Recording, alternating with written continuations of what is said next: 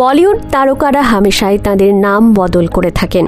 রূপলী দুনিয়ায় পা রাখার আগে ব্যক্তিত্বের সঙ্গে মানানসই নাম রাখা যেন খানিক দস্তুরি বটে।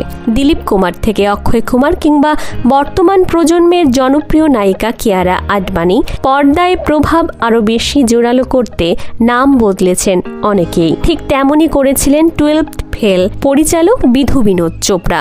তাও আবার কিংবদন্তি পরিচালক ঋত্বিক ঘটকের কথায়। বিধু বিনোদ চোপড়ার প্রকৃত নাম বিনোদ কুমার চোপড়া। তার নাম শুনেই নাকচ করে দেন ঋত্বিক ঘটক। বিনোদ কুমার চোপড়া নাম নিয়ে তার খ্যাতনামা হওয়াটা বেশ কঠিন কাজ হতে চলেছে বলেই সতর্ক করেন ঋত্বিক ঘটক। আসলে বিধু বিনোদ চোপড়ার শিক্ষক ছিলেন এই কিংবদন্তি পরিচালক। তার কথায়, ঋত্বিক ঘটকের সঙ্গে আমার দেখা film and television institution of ইন্ডিয়ায়। সেখানে শিক্ষক হয়ে আসেন ঋত্বিক ঘটক।